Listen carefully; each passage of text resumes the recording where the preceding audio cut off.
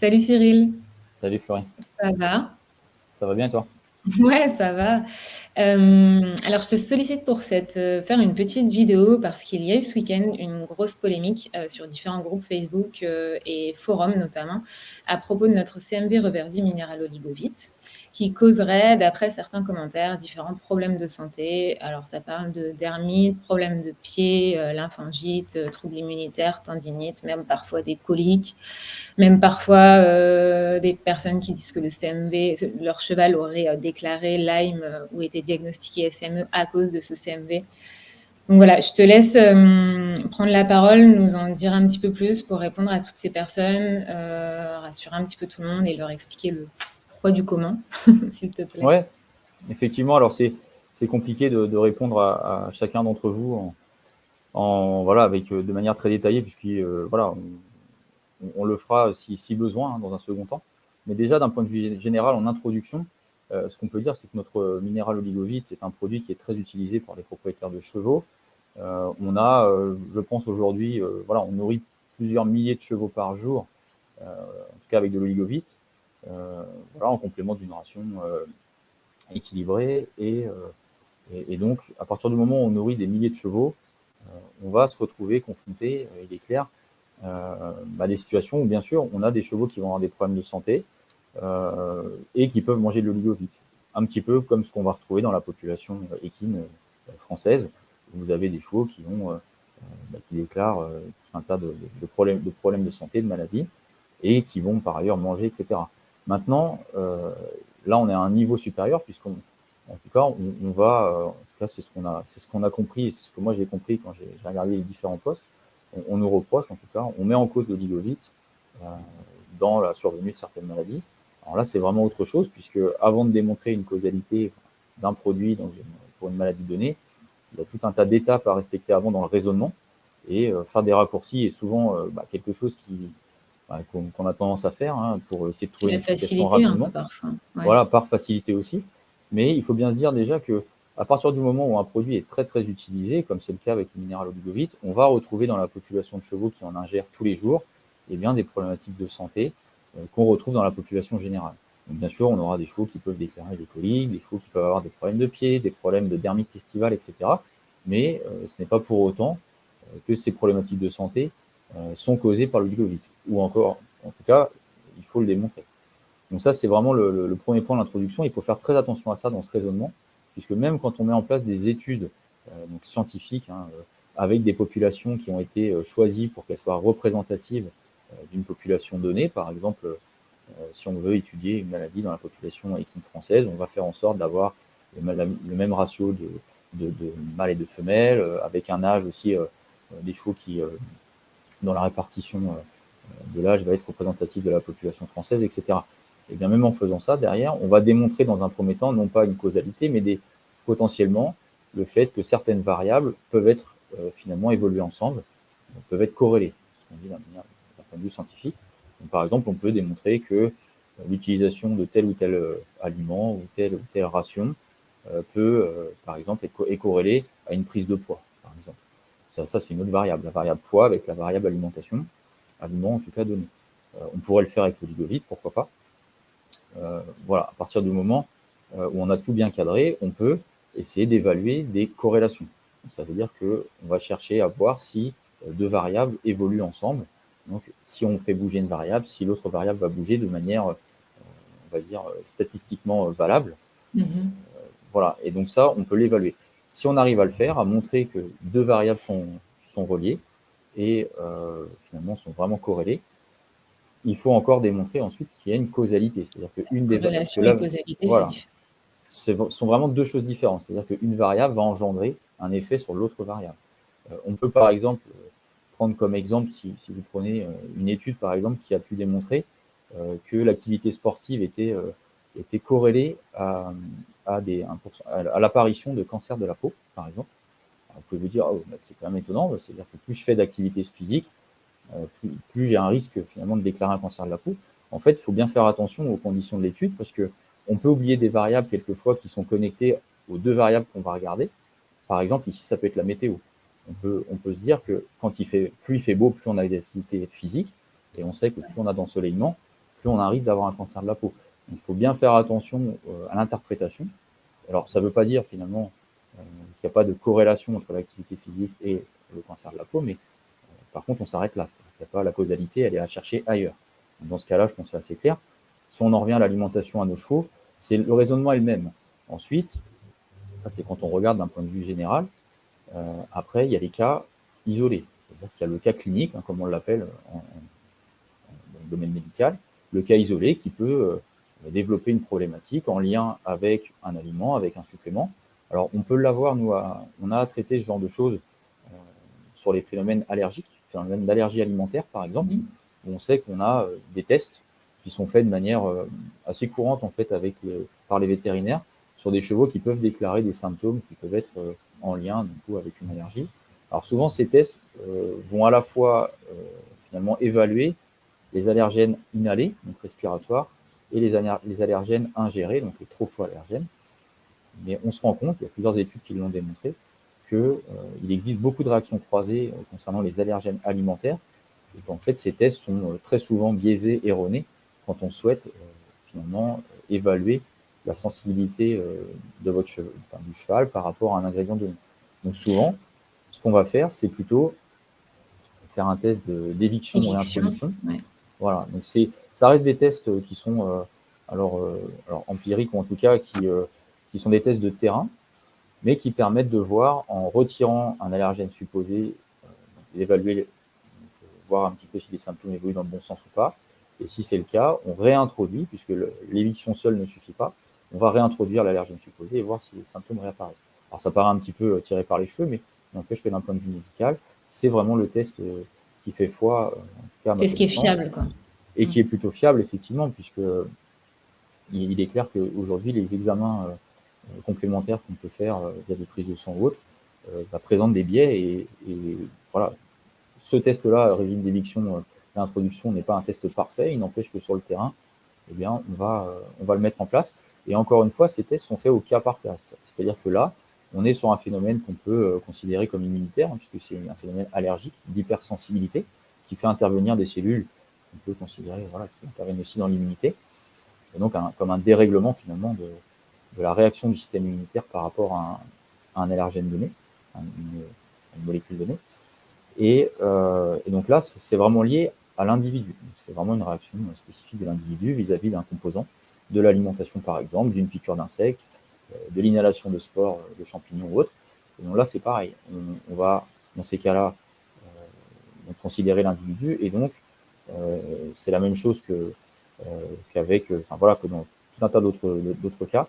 Il faut se garder de faire des généralités à partir de cas particuliers. C'est vraiment une autre considération générale, où clairement, quand on est vétérinaire, on le sait, quand on voit des chevaux tous les jours, des chevaux malades, on va, bien sûr, quelquefois, on observe des choses, on se dit, tiens, c'est voilà, des coïncidences troublantes. Alors, on peut aller chercher un peu plus loin, bien sûr, mais il n'empêche que quand on voit des chevaux, quand on évalue des chevaux au cas par cas et qu'on a des problématiques et des hypothèses sur un cheval donné, clairement, quand on est vétérinaire, on se garde de faire des généralités, ou alors on le garde dans un coin de sa tête, et après, derrière, on va essayer de détailler son hypothèse, mais ça ne reste qu'une hypothèse. Donc, tirer des conclusions. Je ne sais pas si dans le forum, à un moment donné, sur les différents forums, les personnes qui se plaignent ont fait référence à leur vétérinaire, mais c'était aussi le but de cette vidéo. Ouais, on voit beaucoup de ce que j'ai vu de communication animale, de veto à proprement parler. J'en ai pas spécialement vu, non. D'accord. En tout cas, bon, voilà aussi, c'était aussi le but de cette communication, c'est-à-dire que de vous dire aussi que nous sommes deux vétérinaires chez Reverdy, qu'on reste bien Oui, sûr j'ai ouvert. complètement oublié de te représenter, on te connaît, mais Ouais, bien sûr. voilà, si tu Non, peux non, il n'y a aucun rappeler problème. ton rôle. Mais voilà, si vous avez effectivement des problématiques en lien, voilà, avec votre cheval, qui peuvent être en lien avec de l'alimentation, quelle qu'elle soit, ça peut être le fourrage, la ration, l'aliment, le supplément, eh bien, on reste ouvert, on peut échanger avec vos vétérinaires. Après, il est clair que c'est important d'avoir une base de discussion qui repose sur des examens, sur un diagnostic vétérinaire, sur vraiment des choses qui sont concrètes en ce qui me concerne. C'est le seul moyen, a priori, enfin à mon niveau, de pouvoir comprendre quelque chose déjà dans un premier point, et puis ensuite de trouver des solutions, voir ce qui ne va pas. Bien sûr, on reste ouvert, on reste ouvert aux échanges, enfin, voilà, aux différentes remarques. On essaie on essaie en tout cas via notre service client, via Flory, via aussi nos conseillers de terrain, de prendre en compte toutes vos remarques. Alors bien sûr, on fait ce qu'on peut, entre guillemets, en tout cas, on fait notre maximum pour y répondre rapidement, mais on reste ouvert à ça, bien sûr. Ok. Voilà. Est-ce qu'on peut aussi parler, enfin, on va dire, si je simplifie, le minéral oligovite est beaucoup utilisé, par exemple, pour des chevaux qui n'ont pas de ration, des chevaux qui vivent au pré. Et il y a peut-être aussi pas mal de problématiques remontées qui sont aussi des problématiques liées à ce mode de vie. Je sais pas, hein, je te pose la question. Et Ouais, du bien coup, sûr. forcément, ça va être les deux vont être liés, mais n'auront pas de lien direct, quoi. Bien sûr, ouais, bien sûr. Ça rejoint un petit peu ce que je disais, à savoir que Ouais. quand on a des chevaux on nourrit des chevaux, tout un tas de chevaux. Certains ont bien sûr voilà, leur système immunitaire, leur état de santé qui leur est propre, des conditions environnementales également.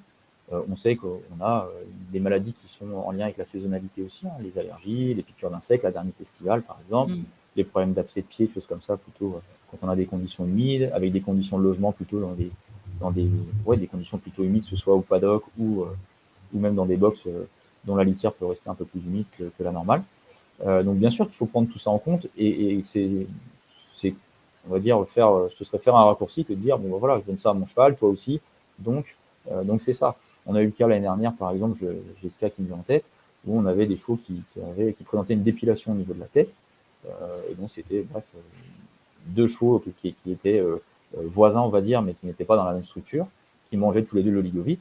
Bon, hypothèse des clients, voilà, ça pourrait être l'oligovite, j'ai vu des choses sur les réseaux, etc.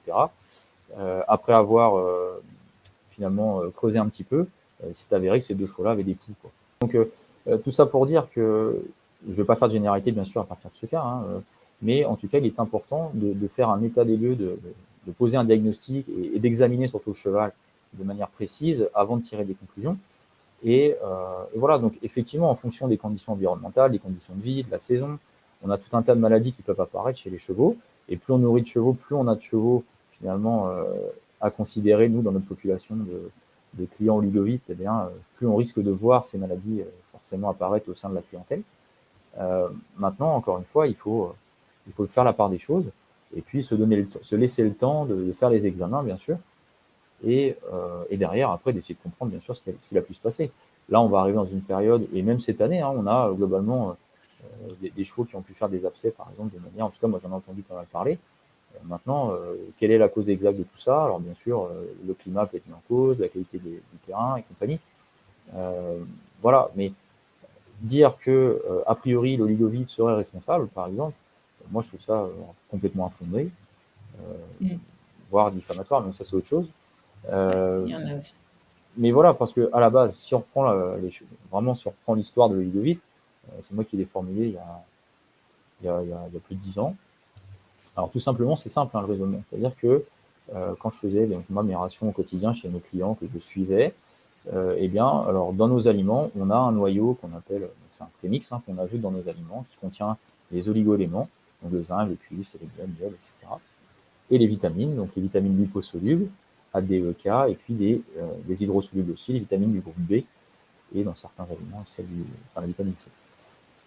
Et donc, en fonction de la dose distribuée, puisque quand on formule un aliment, on se doit d'établir des apports qui vont être calculés en fonction de la dose journalière estimée pour une population donnée de chevaux, puisque là, on formule un aliment pour une population quand même assez large de chevaux. Donc, quand on part sur une ration, par exemple, je vous dis 3 kg par jour, eh bien, quand vous avez un cheval qui ne mange qu'1,5 kg, la moitié, eh bien, forcément, qu'il recevra 2 fois moins d'oligo-éléments et de vitamines. Et donc, quand on fait les rationnements d'un cheval, soit on change l'aliment, on prend un aliment plus concentré, soit on ajoute un supplément. Et il est vrai que dans la pratique quotidienne, à l'époque, moi, j'avais trouvé plus pratique d'ajouter effectivement un petit supplément, même si on a des aliments aujourd'hui qui peuvent aussi faire le travail, c'est-à-dire qui sont plus concentrés. Je pense au céral-fruit, par exemple, pour les chevaux qui ont peu de besoins, qui ont des besoins énergétiques limités. Mais bon, bref, c'est un autre débat. Et donc, voilà. Donc, en fait, ce que j'ai fait simplement, hein, c'est que j'ai repris la composition, en gros, le noyau qu'on a dans les aliments, donc qui contient les oligos, les vitamines, et j'en ai fait un supplément. Voilà. On a fait un supplément et qu'on distribuait à hauteur de 1 à 2 dosettes par jour en fonction bien sûr du cheval, de son activité, mais aussi de la ration distribuée et de la ration qu'il ingère. C'est-à-dire la ration d'aliments, donc d'aliments complémentaires, et également de fourrage. Donc là, il faut prendre en compte, théoriquement, il faudrait prendre en compte donc la teneur en oligo-éléments, les apports en tout cas en oligo-éléments, vitamines de l'aliment, pour ne pas surdoser ni sous-doser, on veut vraiment être à la bonne dose, et en plus, les apports de la ration fourragère, même si on sait que les foins français, globalement, sont plutôt faiblement pourvus en cuivre, de l'ordre de 5 ppm, en zinc, c'est de l'ordre de 20 ppm, plus ou moins 5 ppm, en gros. Quoi. Ça, on a bien sûr des variations, on fait des analyses, nous, pas mal ici, on a un laboratoire, et puis on travaille aussi avec un labo en Normandie, où on en fait pas mal. Et on voit qu'on a, voilà, sur zinc cuivre par exemple, on a globalement des tendances quand même qui se dégagent. Le sélénium, c'est très très faible en général, c'est inférieur au seuil de détection quand on demande l'analyse. Et puis alors, là, on a une petite différence, c'est fer manganèse, où là, on a des variations qui peuvent être plus importantes. Et c'est aussi une des raisons pour lesquelles on n'a pas ajouté de fer dans l'oligoïde. Ouais, alors ça, Voilà. super important parce que deux choses à propos du fer. J'ai vu certains commentaires qui disaient que qu'il y avait du fer donc apporté par les matières premières, c'est ce qui est vrai, et qu'on ajoutait en plus du fer, ce qui pour moi est faux, tu vas le confirmer, et qu'en plus on ne l'affichait pas sur l'étiquette. Je te laisse Ouais, répondre à alors là, ça, mais c'est c'est. vraiment un point Ouais, sur là lequel je pour. voudrais remettre Ouais. Non, non, après, nous, c'est les choses quelque au chose clair. avec lequel on est transparent. Ce qu'on affiche sur les étiquettes, c'est ce qu'on doit afficher, c'est-à-dire c'est ce qu'on ajoute en ce qui concerne les oligo-éléments. Donc, ce sont les ingrédients, les oligo-éléments qui sont ajoutés. Donc, étant donné qu'on n'ajoute pas de fer, on ne l'affiche pas sur l'étiquette. Voilà. Souvent, vous pouvez le voir sur les étiquettes, alors pas les fiches techniques, hein, les étiquettes. Les oligo-éléments ont un numéro d'additif, puisqu'ils sont enregistrés auprès de l'Union européenne. Ils sont enregistrés dans la, et comme ils sont autorisés en nutrition animale et en particulier dans l'espèce équine en ce qui nous concerne. Donc ça c'est pareil, on ne joue pas avec ça. Tous les ingrédients, on est contrôlé tous les ans plusieurs fois par un organisme indépendant qui est CERTIS, par les services vétérinaires. Ce qu'on utilise est autorisé en nutrition animale et même plus particulièrement en nutrition équine, enfin, dans l'espèce équine. Donc ça c'est important. Et donc pour certains, on a des matières premières qui sont listées, hein, l'orge, l'avoine, etc. Et on a des additifs donc, qui sont souvent les vitamines, les oligo-éléments. Et ces additifs présentent un dossier spécifique, qui leur est spécifique, qui a été soumis à la Commission européenne. Et donc, s'ils sont utilisables en nutrition équine, nutrition animale, c'est qu'ils ont été autorisés. Donc tous les aspects de ces différents ingrédients ont été finalement évalués, etc. Et donc ils sont utilisés à la bonne dose et en respectant donc les recommandations et la législation européenne. Ça, c'est vraiment très important. Donc, quand on n'ajoute pas, quand on n'inscrit pas le fer sur l'étiquette, c'est que nous n'en avons pas ajouté. C'est important. Ça Ok, ne veut pas dire qu'il n'y en ça a c'est pas clair. dans le produit. Ouais. Il faut bien distinguer deux choses. On a du fer, parce que le fer, on en a partout sur Terre. Hein, c'est un Apporté par les des. matières premières, enfin les différents Exactement. ingrédients, quoi. On en a effectivement. Hein, on en a dans les céréales, on en a même dans les. Quand on va acheter quand on va utiliser des minéraux, par exemple, hein, des sources de calcium, des sources de phosphore, enfin, surtout les sources de calcium, des argiles, eh bien, finalement, ces matières premières contiennent du fer. Alors, effectivement, on ne l'affiche pas, puisque alors, on n'est pas tenu de l'afficher, et aussi pour que ce soit clair. C'est-à-dire, ce qu'on affiche sur nos étiquettes C'est ce sont les qu'on oligo-éléments et les vitamines qui sont ajoutés. qui sont Donc, ça, c'est ajoutés. vraiment important. Voilà. Et là, Après, ouais, voilà, je voudrais vraiment insister là-dessus aussi parce que pour le coup, on est hyper transparent sur la oui, formulation et sur l'affichage, que ce soit pour nos aliments, pour nos CMV, pour nos compléments nutritionnels. Et encore, ce dont je te parlais juste avant, on a reçu une question il y a une semaine ou 10 jours, enfin peu importe, d'une personne qui nous demandait si ce qu'on affichait sur nos fiches techniques et étiquettes était bien ce qu'il y avait dans le produit. Je crois qu'il était question des fiches techniques notamment. Et on était assez étonnés de recevoir cette question parce que pour nous, oui, ça tombe sous le sens. Mais oui. Alors après, il y a deux choses entre les étiquettes et les fiches techniques. Il ne faut pas se tromper. Fiche ouais, technique est un document commercial. Alors, relié quand même au côté étiquette. Hein. L'étiquette est un document légal, c'est-à-dire que c'est affiché sur le produit, on se doit de respecter, donc d'afficher le poids net, d'afficher ce qu'on a mis dedans. Alors en respectant les règles qui quelquefois sont, après je ne vous le cache pas, qui sont quelquefois un peu spéciales. Par exemple pour l'alimentation du cheval, aujourd'hui nous ne sommes pas tenus d'afficher l'amidon par exemple. Or on sait, et les sucres. Or on sait que les glucides c'est sont des important, quoi. nutriments très importants Mm. dans la compréhension des problématiques en lien avec justement ces glucides, donc ça peut être digestif, métabolique, etc. et qu'on a besoin d'en connaître la teneur dans un produit donné pour pouvoir derrière mettre en place les bonnes doses, corriger, etc., comme il se doit. Et donc là, aujourd'hui, on n'est pas tenu de le faire. Nous, on le fait quand même. On le fait quand même, et c'est en ça aussi, effectivement, ça va aussi dans le sens de cette transparence vis-à-vis de l'affichage, où clairement, on essaie en tout cas, nous, de faire le maximum pour afficher ce qu'on met dans nos produits.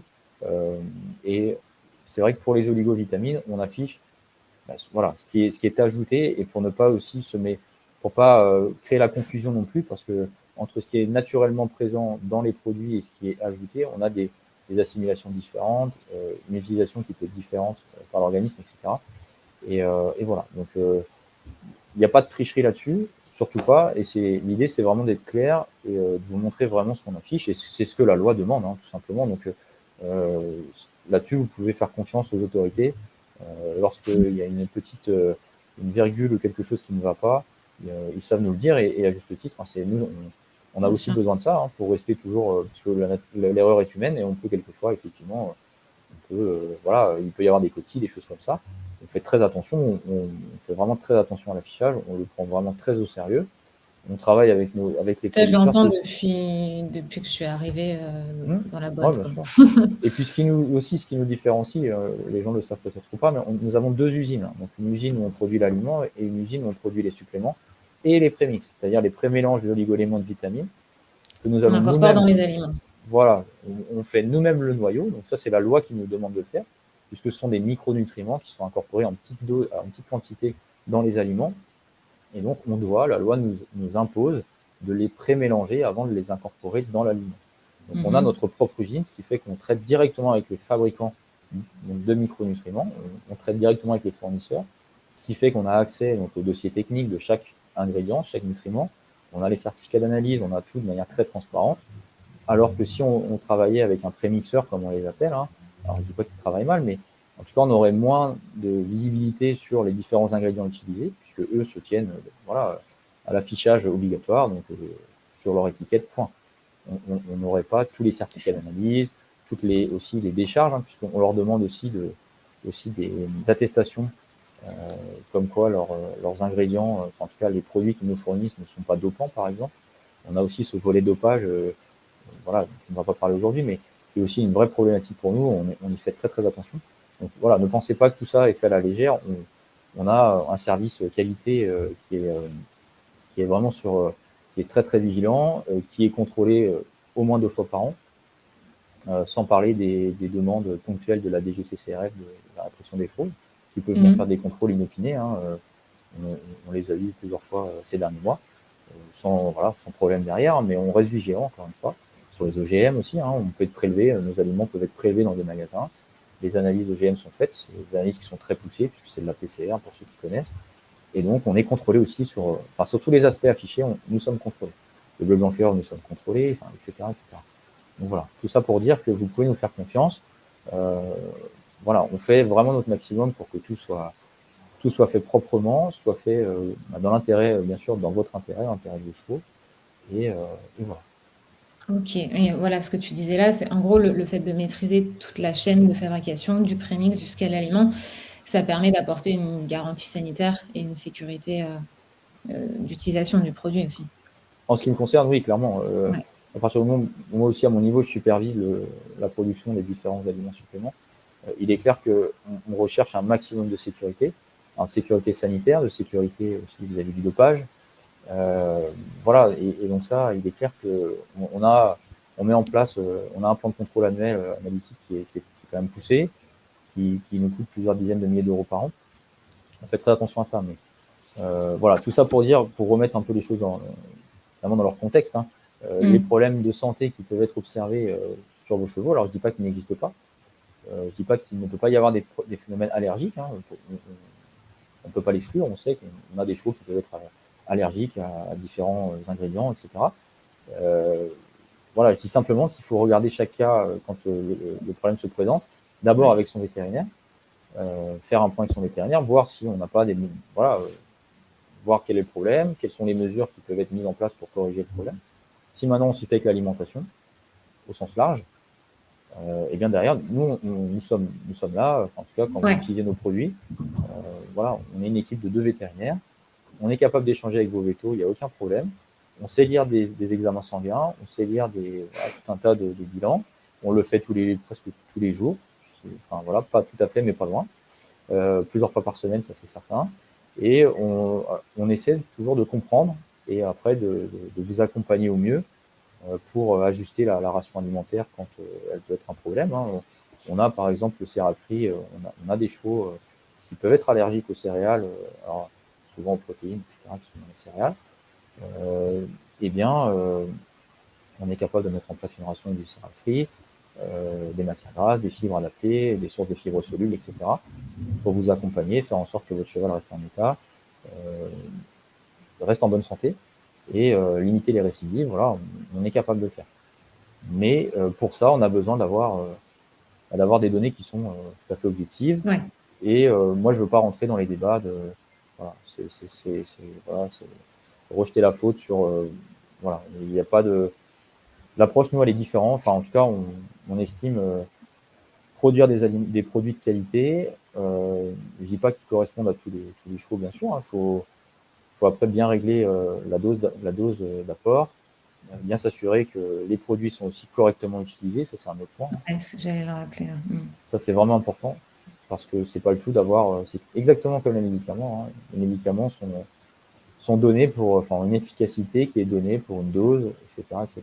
Et donc ça, par exemple, un médicament, seul le médecin ou le vétérinaire est capable de définir la bonne dose, etc. Mm. Et l'alimentation, Yes. alors on n'est pas à ce niveau-là non plus, hein, mais l'effet dose rentre clairement, enfin, doit être pris en compte, c'est clair. Bien sûr.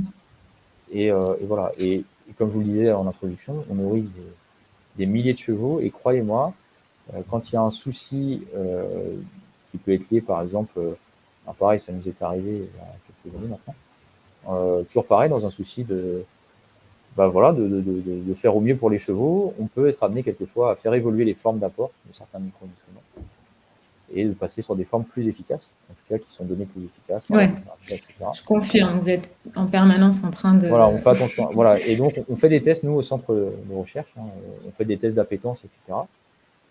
Et là, sur le cas que j'ai en tête, enfin, sur le changement que nous avions fait, on n'avait rien remarqué de spécial, hein, honnêtement. Sur une trentaine de chevaux, rien remarqué de spécial. Et on a effectué le changement, toujours dans l'intérêt des chevaux. Et on a eu, je pense, une dizaine de réclamations, assez dans un temps restreint, une période restreinte. Et clairement, voilà, les gens qui étaient de bonne foi, hein, nous ont expliqué la situation. Et nous n'avions fait qu'un changement, effectivement, et ça remontait encore un petit peu en plus. Mhm. Mais pour qui, pourquoi c'est arrivé à ce moment-là, bon, bref, on ne peut pas tout expliquer.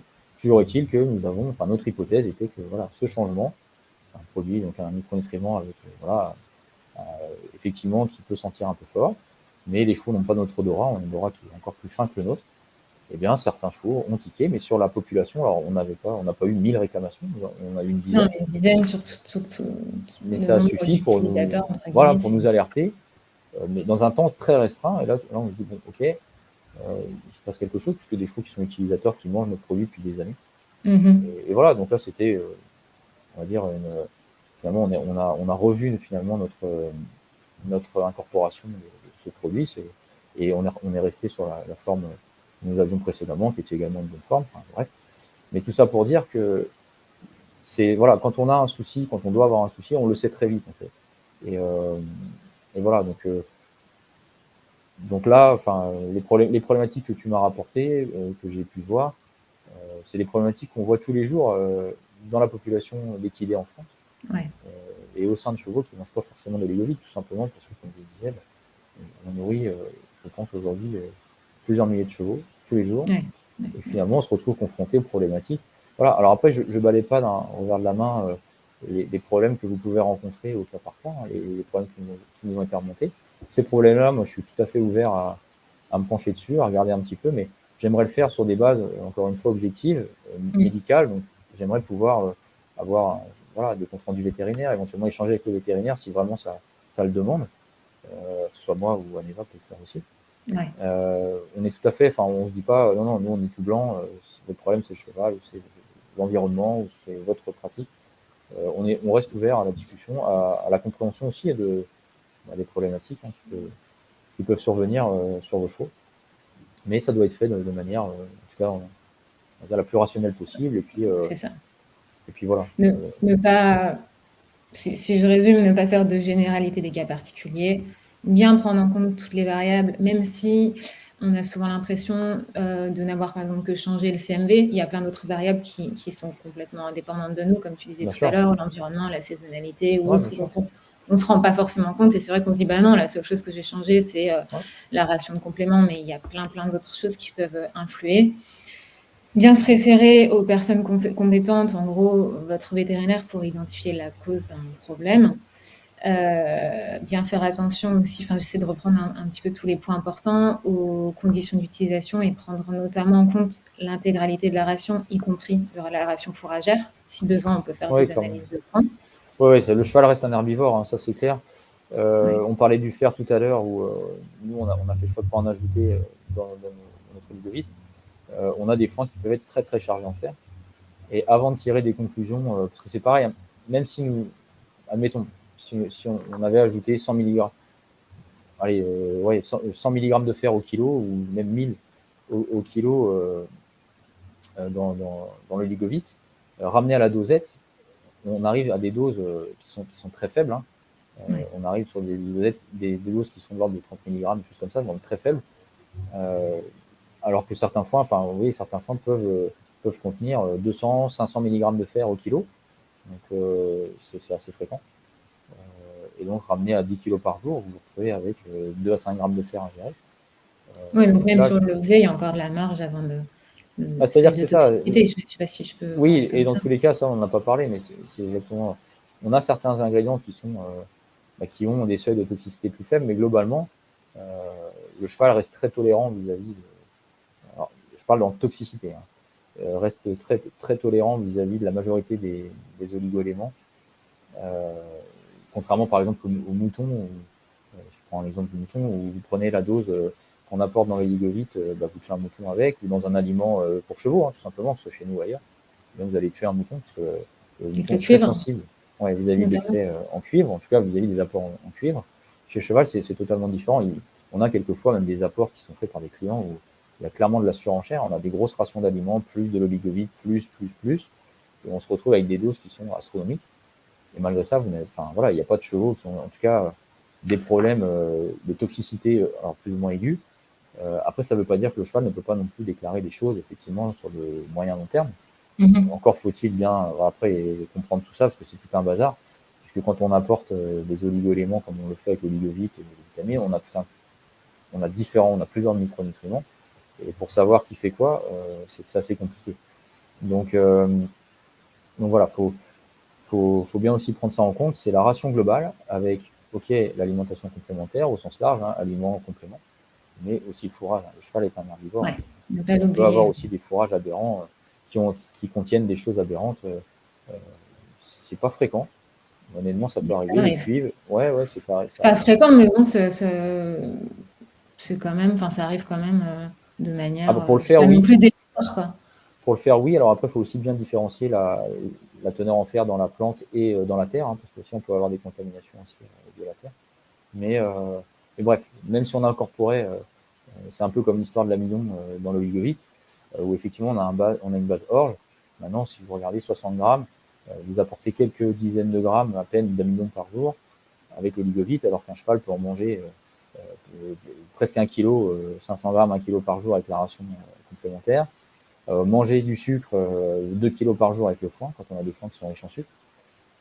Donc quand vous mettez tout ça dans son contexte, vous vous rendez bien compte que même si, il y a de l'orge dans l'oligovite, en fait, la dose apportée est ridicule, mais vraiment ridicule, par rapport à ce qu'il va pouvoir ingérer via l'alimentation complémentaire ou en tout cas dans le fourrage. Donc il faut vraiment prendre du recul et avoir une approche globale de la situation avant de tirer les conclusions. Ok, super, merci beaucoup Cyril. J'espère que ça aidera pas mal de personnes à comprendre un petit peu tout ça, à mettre les choses au clair, à raisonner correctement.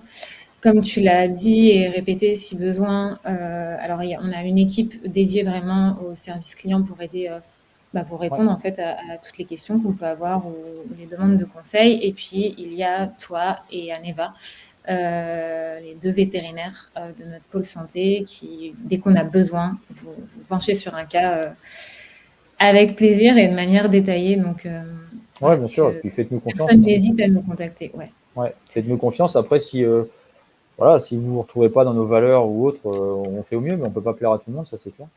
On le sait, on en est conscient. Ça s'appelle la vie. Mais voilà, non, mais après, vous faites le choix, effectivement. Chacun fait ses choix, il n'y a aucun problème. Mais à partir du moment où c'est fait de manière, on va dire, rationnelle et puis surtout objectif, sans attaque infondée en ce qui nous concerne, c'est vrai, quelquefois, on se sent quand même, on se dit, bon, on essaie de faire notre max, notre maximum, et puis après, on ne peut pas plaire à tout le monde sans en être conscient. Mais voilà, on est à votre écoute et voilà, faites-nous confiance. Il n'y aura pas de souci. Enfin, moi là-dessus, on reste. Enfin, c'est le message chez nous. Que ce soit le service client, l'équipe veto, toi Floris avec ton équipe sur les réseaux, on joue au maximum la transparence. Ouais. Notre usine aussi peut être visitée. Si après ceux qui le souhaitent, on va essayer de le développer aussi dans les mois à venir. Mais notre usine est ouverte à la visite par les écoles, etc. Enfin, on a justement, c'est pas que nous n'avons rien à cacher, c'est l'inverse, c'est qu'on souhaite vous montrer un peu comment on travaille. Parce que le granulé, quelquefois, par exemple, là, je dévie un peu, mais ça peut être un peu frustrant que vous ne puissiez pas voir effectivement ce qu'on y met, ce qu'on met dans ce granulé. Mais clairement, faites-nous confiance, on ne met que des bons produits, on est super à cheval là-dessus. On fait attention à ce qu'on sélectionne, à la qualité de nos matières premières, de notre luzerne, de nos céréales, de notre soja, etc., etc. On essaie de faire, voilà, faire vraiment de notre mieux en se basant sur des critères Je objectifs, quoi. confirme. C'est pas juste des paroles en l'air. On a vraiment un service qualité. On bosse avec des cahiers des charges qui sont vraiment voilà, qui sont détaillés. Euh, Maintenant, je pense qu'on, même au sein de nos fournisseurs, on est un peu reconnu pour être quelquefois un peu casse-bonbon. Parce que bah, Complètement, les ouais. camions, ouais, bah, mais parce que aussi, encore Et une fois, on se doit de le faire pour les clients, pour les chevaux, et effectivement, ça peut nous arriver, alors c'est rare quand même, mais parce que maintenant les fournisseurs nous connaissent, mais de refuser des camions quand la qualité n'est pas au rendez-vous. Euh, mais on le fait pas, voilà, c'est pas pour faire de la com derrière, c'est vraiment parce qu'on a des cahiers des charges qui sont, bah, on essaie, voilà, ce qu'on vous dit, ce qu'on vous répète à longueur de journée, on l'applique, quoi. En tout cas, on fait en sorte de l'appliquer au quotidien, dans notre usine, dans nos usines, et voilà. ça va paraître un petit peu bateau, mais je le pense vraiment. On pense au bien-être du cheval avant tout, quoi. Le cheval est au Ouais, ouais, centre clairement. de tout ça, pour de vrai. Ouais, ouais, C'est clairement, ouais, son bien-être et puis sa santé, sa bonne santé globale, c'est pour ça qu'on fait ce métier. Euh, on n'est pas là pour vendre du prix, on n'est pas là pour vendre de l'aliment pas cher en gros volume. Euh, voilà, on essaie de faire au mieux pour le cheval. Alors avec notre approche, avec notre sensibilité, on va dire, mais avec nos connaissances, mais clairement, oui. Et puis on essaie toujours d'améliorer les choses. Voilà. Donc oui, ce sont les deux. C'est pas juste, tout le monde met ça maintenant, santé, bien-être, performance, blablabla. Mmh. Mais au quotidien, en tout cas, voilà. Et même les équipes qui travaillent dans les usines, finalement, sont sensibilisées, pardon, à ça. Complètement. Et C'est l'identité, un peu notre identité, quoi, pour ouais, de ça, vrai. on va cœur bien faire. On fait toujours le rapprochement avec la restauration. Quand on envoie, comme on dit, les palettes, l'aliment en sac, en conteneur ou autre, euh, on envoie de la qualité, quoi. Et que ce soit voilà, du choix des ingrédients au conditionnement, tout, un sac mal cousu, on sort. Alors voilà, c'est vraiment, on essaie de le faire au mieux vraiment, de de ce qu'il est possible de faire et c'est vraiment notre motivation dans les usines, c'est d'envoyer de la qualité, du propre. On veut que ce soit propre, que les clients soient contents et puis voilà, que ça faire en sorte que ça dure. Le Ligovic, je vous dis, moi, j'ai testé au tout début sur mes chevaux. C'était il y a plus de 10 ans. Voilà, ça dure. C'est un produit, on n'a pas vraiment communiqué au départ. Ça s'est fait par le bouche à oreille. La Mmh. progression a été exceptionnelle. Toi, après, tu as communiqué dessus à fond sur les réseaux. En tout cas, tu étais sur les réseaux, etc. Mais, euh, mais oui, oui, c'est un produit qui, est aussi, qui a fait ses preuves et sur le terrain, je pense, et qui, je pense, trouve enfin, est pratique, quoi. En fait, moi, c'est comme ça qu'on nous l'avons conçu pour qu'il soit facilement utilisable et qu'il convienne Et on a même on a des vétérinaires qui le recommandent, qui l'utilisent. Voilà, après, encore une fois, c'est le choix de chacun de l'utiliser ou pas, etc. Bien sûr. Moi, je viens pas là pour faire de la pub, hein, c'est vraiment pour essayer de vous expliquer, vous donner un peu vous expliquer comment ça se passe dans la cuisine, dans l'arrière-boutique, on va dire. Mais en tout cas, voilà. Moi, j'estime que c'est un produit qui a fait ses preuves. Après, si vous estimez qu'il ne convient pas à votre cheval, c'est votre choix de ne pas l'utiliser ou autre. Mais après, de là à l'incriminer, à le mettre en cause de manière, pour moi, infondée, en tout cas d'un point de vue général, hein, j'entends. Je dis pas Ouais. pour le cheval donné, hein, ça, encore une fois, on peut regarder les problèmes d'allergie, des choses comme ça. Je ne dis pas le contraire.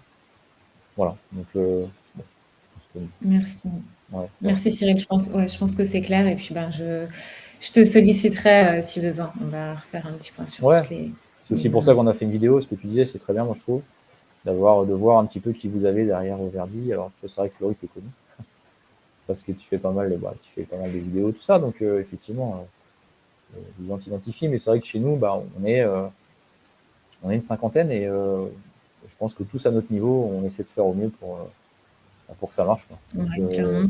Donc voilà. Clairement. Donc c'est bien. Bah, merci Cyril. Bon, puis à votre disposition, si vous avez Mmh. besoin, n'hésitez pas. Le pôle Ouais, santé est n'hésitez là, vraiment pas. le bien aussi. Et voilà. N'hésitez vraiment pas. On fera au mieux pour vous répondre dans les meilleurs délais et puis, avec le max d'infos. Complètement, vous pouvez compter là-dessus. Voilà. Merci Cyril, à De rien. bientôt. Salut Florie, à Salut. plus, bonne journée.